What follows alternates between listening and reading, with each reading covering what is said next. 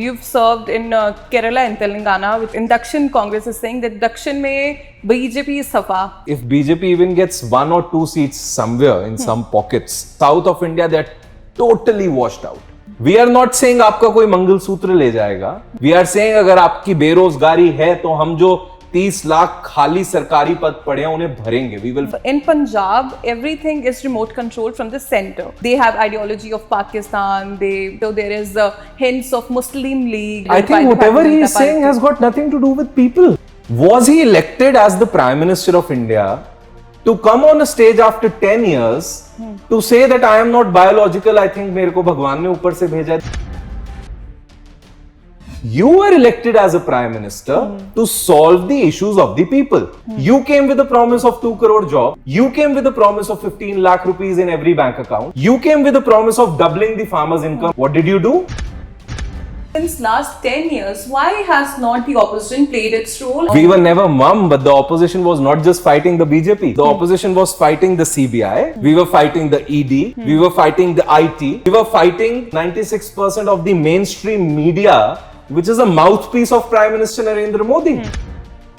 They put 5 of their people sit there and they ask him, Pradhan Mantri ji, aap aam kaise khate hain, kaat ke khate hain ya choose ke khate hain? Excuse me?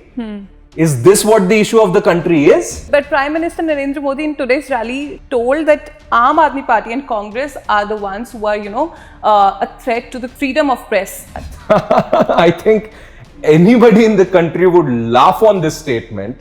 A Prime Minister who did not have the guts to do one press conference in 10 years of his tenure. But they are telling that farmers are now nothing but jathas planted by Congress. This country is a country which has been known to be an agriculture-based economy. And today, if you call our Andatas a simple group of people who have been planted, these Andatas are going to give you a reply. That BJP has done with the electoral bonds, the Agni scheme, the inflation, the unemployment, but all of it has been overlooked by a single, thing, that is Ram Temple. हम राम को लाए हैं. फिर उसको मैं बोलूंगा विनाश काले विपरीत बुद्धि. How dare they use the religious belief of Indians as a political tool? अरे आप हैं कौन राम को लाने वाले? They've been alleging that the Congress party is, giving favors to the Muslims. You will snatch all the reservations from the OBC and the SC, and you will be giving it to the Muslims. इन लोगों का तो हाल है अंधा गुरु बहरा चेला दोनों नरक में ठेलम ठेला. They are just speaking anything they want to. Anything at all. Standing there and saying the Congress will give everything to the Muslims. When did the Congress say this? Show me one statement. Show me one document. Congress always seen Punjab as a piece of land and not the land of gurus. When Sardar Navjot Singh Sidhu was in Pakistan for Imran Khan Saab's oath-taking ceremony, and they hugged each other. The party that was blasting Navjot Singh Sidhu across the national media, calling him an anti-national, calling him against India for having done that, was the Bharatiya Janata Party. करो तो लीला और कोई और करे तो character ढीला, ये नहीं चलेगा Modi ji. For Mr. Navjot Singh Sidhu, you've been working with him closely, but in these elections, nowhere in the seat. You see, there are very, very rare leaders born with a sense of a character. And I've always seen Sardar Navjot Singh Sidhu as somebody who possesses a kind of a character which is missing in today's India. And today, when his wife is undergoing serious cancer treatment, he is back doing what he does, commentary. Do you think Navjot Singh Sidhu, like Sukhbir Badal and other Captain Amrinder Singh and all, should indulge into corruption and start earning money? Then he would be sitting and doing politics today. But he is a man of character. Congress has seen so many defections since the last 2.5 years. Jharkhand, then Captain Amrinder Singh. Even now, Parneet Kaur walked out. Then Ravneet Bittu, Tajinder Bittu. They gave you last moment jolt. There's a difference between people who stand with an ideology and purpose, and there's a difference between people who have been doing politics just for opportunism. And I see all of them as opportunists. And on 4th of June, you'll find them crying. Oh, what did we do? It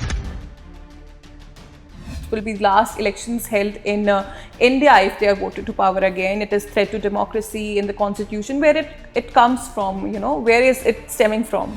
It is stemming from the actions of Prime Minister Narendra Modi and Home Minister Amit Shah. First, they will divide you on religious lines. Once that's finished, then they will divide you on gender lines. Once that is finished, then they will divide you on caste lines. Once that is finished, the country will be finished.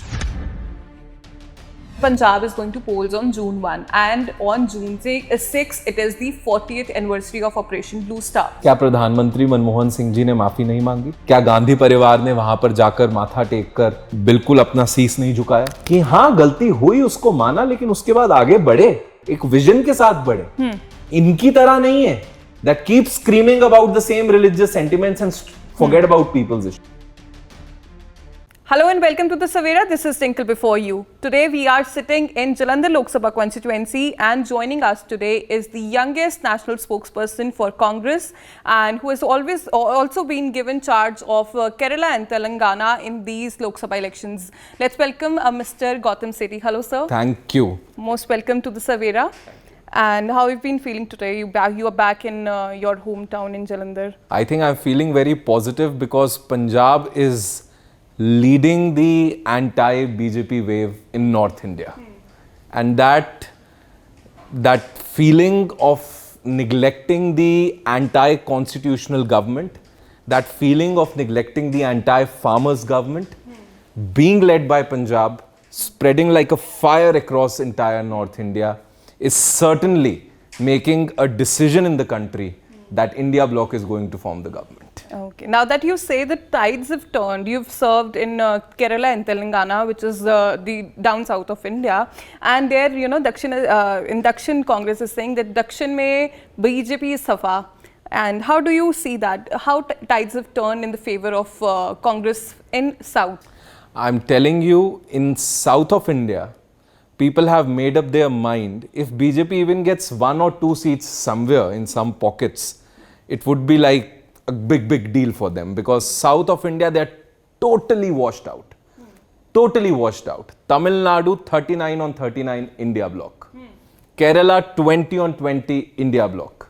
Telangana 17 on 17 India bloc.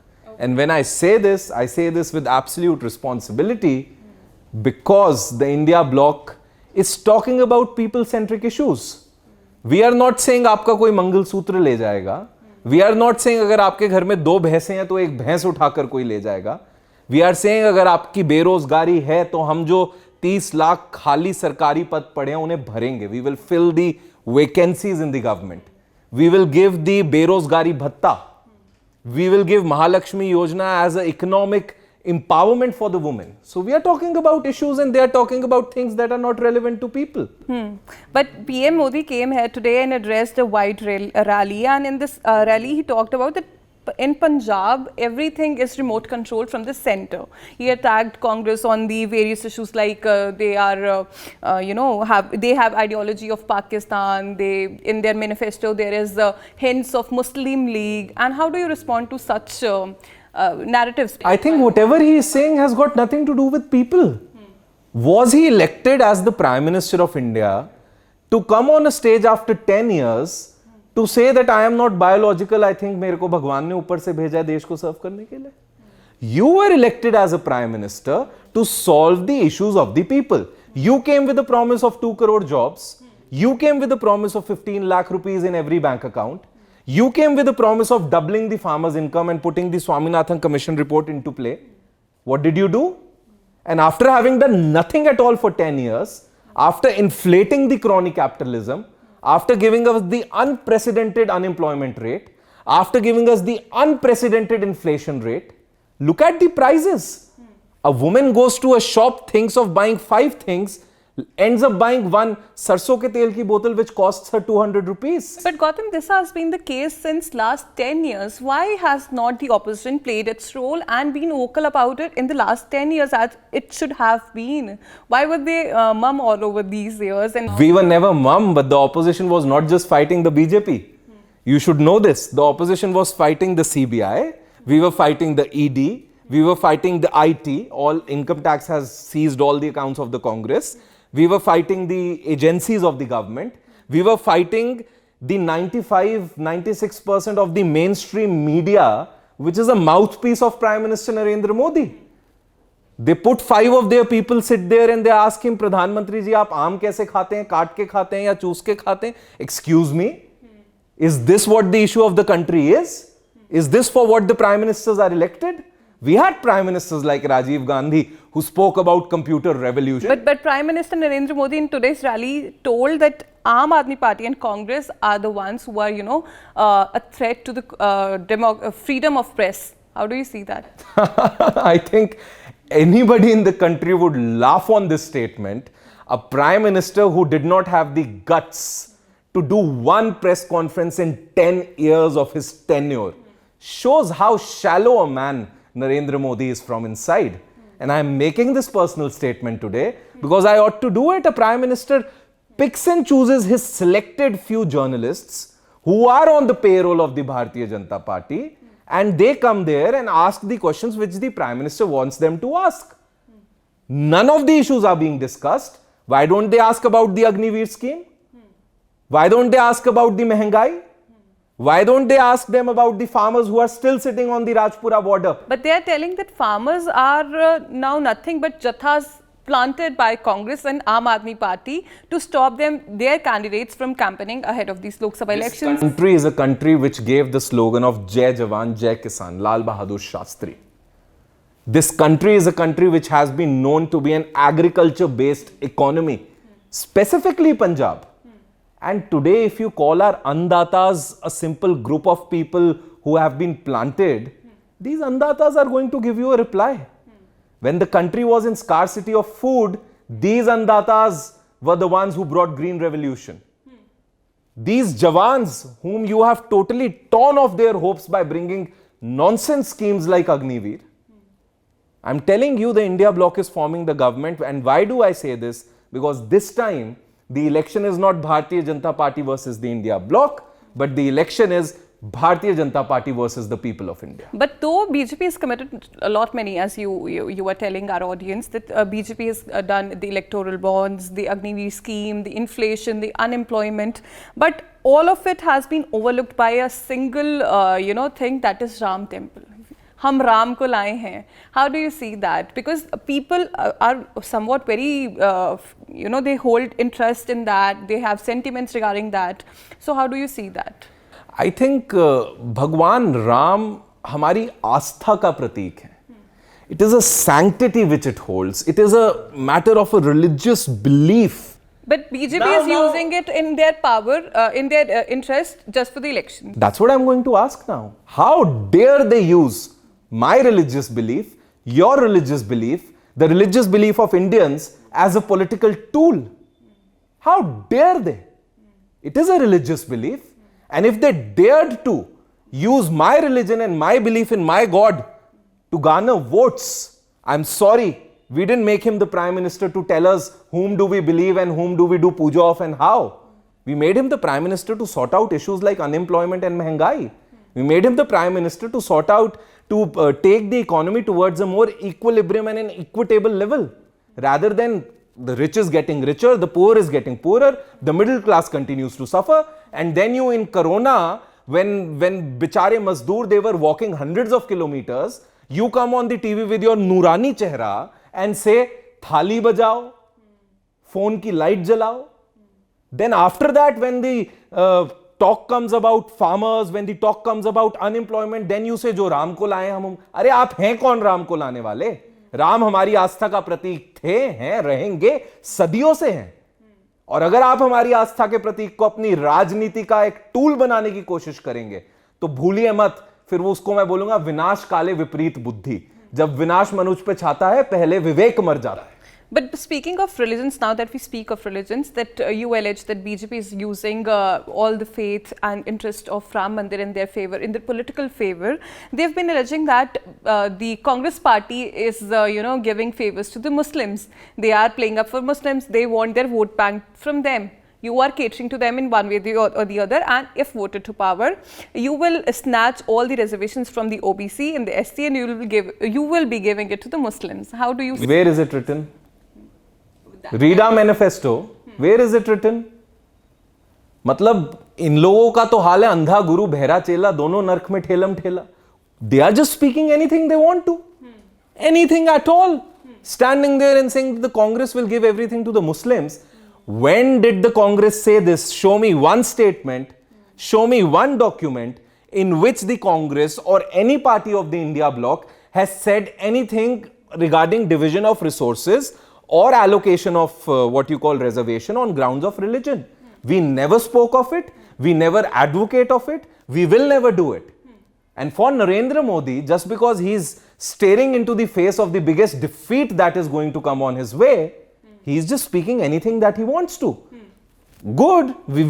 It makes us happy because we see that the Prime Minister of India is really in a form that he is not able to handle anything and his confidence seems to totally being lost.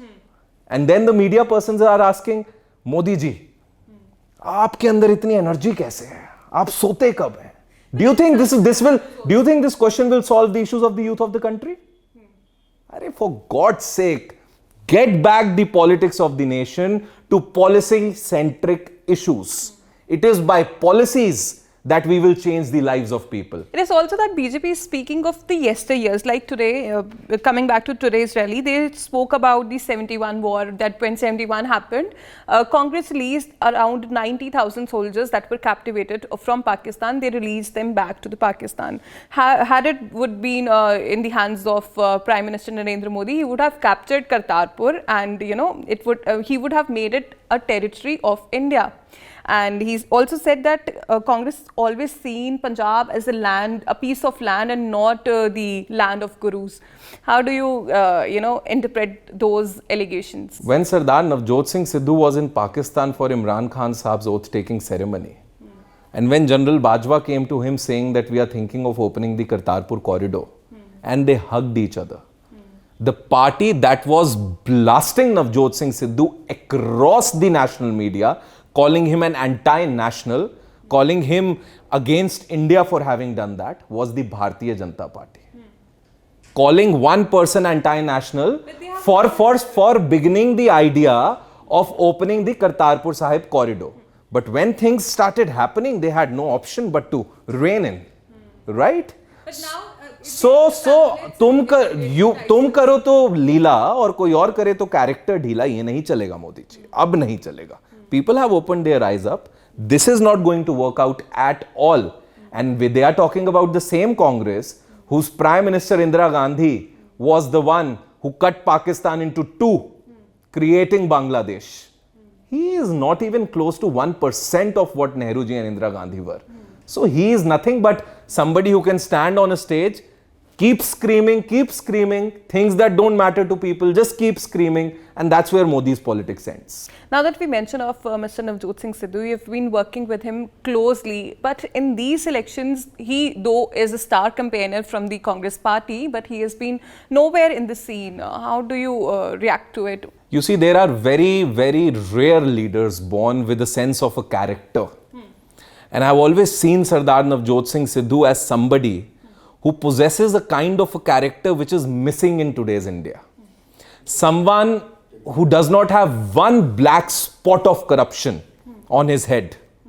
Someone who always stood for Punjab, sacrificed everything, personal life, family life, his own career in TV, everything. And today when his wife is undergoing serious cancer treatment, today when he has to earn money to run his household, to cater to his wife's operations and medical treatment, he is back doing what he does, commentary, to earn money and stand like a family man and give back to the family, which every man should. You must stand with your family when your family needs you. Do you think Navjot Singh Sidhu, like Sukhbir Badal and other Captain Amrinder Singh and all, should indulge into corruption and start earning money? Then he would be sitting and doing politics today. But he is a man of character. He will never let the interests of Punjab be compromised. Opposition saying that this is not the sole reason. It is the infighting between the Congress that is not letting him come to the space. No, I don't think so. I don't think there's any infighting in the Congress. What I do see, of course, everybody has aspirations. Some people have the clout and the public support to fulfill that. Some people do not like others having public support. That's very natural in politics. Politics is all about that. But I do not call it infighting. Congress is a family. Whatever we do internally. The Congress has seen so many defections since the last 2.5 years. Many tall leaders have walked out of the party after serving it for like 50, 60 years. Mr. Thakur, then Captain Amrendra Singh. Even now, Praneet Kaur walked out. Then Ravneet Bittu, Tajinder Bittu. They gave you last moment jolt. Even Karamjit Chaudhary, wife of the former minister. How do you see that? Because they all have given a reason that they walked out of the party because the high command is ignorant of them. They do not build a rapport with high command. There's a difference between people who stand within ideology and purpose, and there's a difference between people who have been doing politics just for opportunism. And I see all of them as opportunists. And on 4th of June, you'll find them crying. Oh, what did we do? We should have better stayed back. We are coming to power, and the party that they have joined are this time going to see their exit. They say, ab ki baar 400 par. I say, ab ki baar Narendra Modi satta se bahar. That is a huge claim, and it will come to test on June 4 nevertheless. But moving on to my next question, do you believe that Congress party as a whole has reached its lowest point? It has to do alliance with so many parties to come into power. Do you believe that it has reached the lowest point? जब आपके सारे नेताओं पर enforcement directorate और CBI की raids करवाई जाए, when your party's bank accounts are freezed by the income tax, when the mainstream media is like a devil trying to villainize you day and night and not asking any questions from the government, when the whole system, the election commission and everyone is behaving in a totally biased way, and the Congress party is still standing tall for the purpose and the idea of India, I think even if we are at our lowest, we are the party who fought for independence. We run ourselves from the ideology of Mahatma Gandhi. We run ourselves from the ideology of Dr. B.R. Ambedkar, Motilal Nehru, Jawaharlal Nehru, Sarojini Naidu. What are you talking? I mean, the Congress might get down, but the Congress will never be out. So there is also one thing that even Modi said today in today's rally, and BJP is saying it for long, that Congress and Aam Aadmi Party are hugging each other in Delhi and abusing each other in Punjab. You know, that is a huge difference. People are fighting here. In Chandigarh also, there is the competition in Mohali, and if we cross few kilometers, and then AAP and Congress are one. So how do you see that even if people of Punjab vote for Congress or Aam Aadmi Party, the vote are going to ultimately going to go in the India alliance? How do you interpret it for the voters? I see that India is a nation known for its unity in diversity. And every state has different issues. Every state has different demands. And every state has a different political atmosphere. We have to cater to that. And this election is not for choosing a chief minister. Please remember that this election is for electing the Prime Minister of India. And when you are talking about nation-centric issues, then for the sake of the constitution and for the sake of the people's issues, you come together where you can, and where you cannot, you don't. And that's how unity and diversity in India has always been. That's the beauty of India. We coexist, but we might be against each other in some ways, in some thought processes, but we coexist. Now we speak of Prime Minister, that we are going to choose Prime Minister of India, and now my next question, as your smile says, you must have judged my question. Yeah. There is no clear picture in that position. Who are we going to vote for as Prime Minister, even if people vote for the India alliance? How do you react to it? See, as a congressman, as someone who has seen my leader Rahul Gandhi toil hard, who has seen my leader stand for what nobody could dare to stand for, it would be my personal and emotional choice that he should lead. But as and when India Alliance forms the government, all the parties will sit together, and together they will take a decision within 2 days of the results getting announced, and the country will get a very capable and a very visionary Prime Minister and a sigh of relief from the 10 years misrule of Narendra Modi. We have already seen a little bit infighting going on in the India Alliance. We talk about the Mamata Banerjee episode. In one aspect, she's saying that I am integral part of India Alliance. In the other bite, she's saying that I'll provide the outside support, but I'm not internal part of it. But will this infighting continue even if they are voted to power? Because there are many chances. There's no infighting at all. You call it infighting, I call it political strategy. And why do we disclose what our political strategy in these elections is? That is an internal talk of concern, but there's no infighting at all. Mamta ji is and will be a very, very important part of the India alliance, and I'm sure she is going to bring a lot of seats from West Bengal. So she is and will always be a very integral part of the next government that India is going to see. Now we have talked a lot about the allegations that BJP is putting on to you. Now it's time to talk about the allegations that you are putting on to them, that they will end democracy. It will be the last elections held in India if they are voted to power again. It is threat to democracy in the constitution. Where it comes from, you know, where is it stemming from? It is stemming from the actions of Prime Minister Narendra Modi and Home Minister Amit Shah. It is stemming from the statements of many BJP MP candidates who say हमें 2/3 बहुमत चाहिए अगर हमें संविधान बदलना होगा तो. This is not my statement. These many candidates of BJP are. They had this majority for 10 years. If they wanted to, they didn't have it in the Rajya Sabha. That is why they could not do it. They didn't have it in the Rajya Sabha. Their idea this time is to have a massive majority and get done with the constitution. Why? Because they are not the ones who subscribe to the idea of unity in diversity. But they on the hand, they want one nation, one election. They are the ones who subscribe to the idea of divide and rule. First, they will divide you on religious lines. Once that's finished, then they will divide you on gender lines. Once that is finished, then they will divide you on caste lines. Once that is finished, the country will be finished. So you cannot let the country continue to be divided. India is a colorful thread of different colors of different people who coexist. We have Muslims, we have Hindus, we have Sikhs, we have Christians, we have Jains, we have Parsis, we have women leading from different fronts, we have men leading from different fronts, there are different castes, and all the equations still. फिर भी हम लोग भाई हैं आपस में, हम लोग एक दूसरे की अनेकता में एकता ढूंढते हैं. And that is the strength of India. Congress gets aggressive when they say one nation, one election, and they talk about this unity. For them, one nation and one election does not mean integrating things. Please remember. For them, one nation and one election is diluting the federal structure of the country, belittling the state subject, belittling the state governments. UCC, when they talk about UCC, that they will bring a uniform civil code that will bring all the religious entities on the equal lines. Uniform civil code is not something that can happen in India. I'm sorry. Everyone has different beliefs. We already have one legal system in the country, one same IPC for everybody. There is no different IPC for me or for someone else.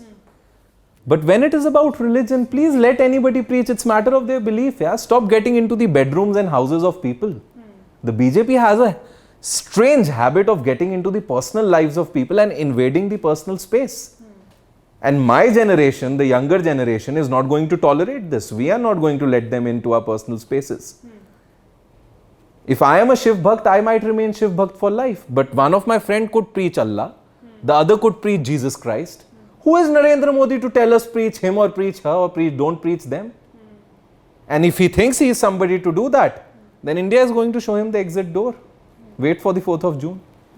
Now, as we move towards the conclusion, in the Punjab is going to polls on June 1, and on June 6, it is the 40th anniversary of Operation Blue Star, which is a very huge sentiment to the public of Punjab. And when Blue Star and Congress, we talk about them together, there is a sense of resentment alive even today. Will it hamper Congress in these elections? क्या प्रधानमंत्री मनमोहन सिंह जी ने माफी नहीं मांगी? क्या गांधी परिवार ने वहां पर जाकर माथा टेक कर बिल्कुल अपना शीश नहीं झुकाया? When you talk about issues from the past, I don't say that they are non-issues. They happened at a time. They happened by a different kind of a generation and a government. And unfortunate, should not have happened. But today, will talking about this issue give jobs to youth? Will talking about this issue get down the prices of petrol and diesel, get down the prices of dals and sarson ka tel? It will not. So right now, when you try to do all of this, it is nothing but diversion politics. We have to now stick to present and look at future. And when the Congress is the party which gives the first Sikh Prime Minister of India, Dr. Manmohan Singh. The Congress is the party which gives the first Sikh as the President of India, Gyani Zail Singh. The Congress is the party which gives the first Sikh Home Minister of India as Sardar Bhuta Singh. I mean, the Congress has always been pro-Punjab. The Congress has always stood for Punjab. And if such was the hate, why did we come to power again and again even after that? Because people know कि हाँ गलती हुई उसको माना लेकिन उसके बाद आगे बढ़े एक विजन के साथ बढ़े इनकी तरह नहीं है that keep screaming about the same religious sentiments and forget about people's issues. We will not do that and we will not let them do that. So it will not hamper the Congress in any way? I don't think so because I think we are now staying in present and looking at future. Okay. And moving on to my last question, you have already gauged two states, that is Kerala and Telangana. And who do you think is the biggest competitor of Congress here in Punjab and to the least? To the biggest and to the least. How do you analyze and interpret temperament in Punjab? I think in Punjab, the Congress is not in competition with anybody because at least out of 13 we are 10 plus. And why am I saying this is because in 22 there was a wave for change. They thought हमने कांग्रेस को देख लिया, अकाली दल को देख लिया और अब हम लोग जो है एक नई पार्टी को मौका देंगे, दिया और 2 साल में देखा कि what a disaster it was, a disastrous chief minister sitting on the top who was better off in TV shows. Well, you're talking about your partner in alliance. I'm talking about Punjab's chief minister, I'm not talking about the Aam Aadmi party. I'm talking about the Punjab's chief minister and I'm attacking him individually. I'm attacking his policies, I'm attacking his government's initiatives, I'm attacking the massive failure. वो बिल्कुल कहते हैं ना ऊंट की तरह बड़े बड़े वादे कर कर ये लोग आए थे, बड़े बड़े पहाड़ वादों के खड़े कर कर आए थे और चीटी जितनी डिलीवरेंस भी नहीं कर पाए. But they, in their defense, they say it has only been 2 years. It's like a honeymoon period for anyone. 2 years is what? It's half the tenure. Honeymoon period for any other politics. Oh, so half the tenure is honeymoon period for them. So we have still delivered 80% of the promises we made. Tell them not to worry. In 2027, people are going to send them on a permanent honeymoon period. Let them enjoy. They are not going to be here anyways. They are all on their honeymoons, getting married. That's all they have done. Nothing else. So you believe that Aam Aadmi Party is not your competition here? Not at all. No, but BJP is on 0. The Aam Aadmi Party might get a couple of seats, 1 or 2 at most. But the Congress is going to be the largest party in Punjab. That is for sure. I'm seeing that on the ground. People are saying the Congress was better. Congress stood by the farmers. We did not let the central agencies and the Haryana police enter Rajpur and आंसू gas के गोले छोड़ना वहां पे गोलियां चलाना. We did not let that happen. Why did Bhagwant Mann let that happen? Why did Bhagwant Mann used to go and meet Amit Shah at late night? ये दोस्ती क्या कहती है और ये रिश्ता क्या कहता है पंजाब ये पूछता है. Well, thank you so much for giving us time from a busy schedule. Absolutely a pleasure. We hope to see your party and your claims coming true on June 4th. Thank you so much. Well, that was youngest national spokesperson for Congress for you, and all the claims and all the predictions he made will come to test on June 1 and will be available for us to see on June 4. Till then, for major news updates and continuous coverage of elections, stay tuned to the Savera.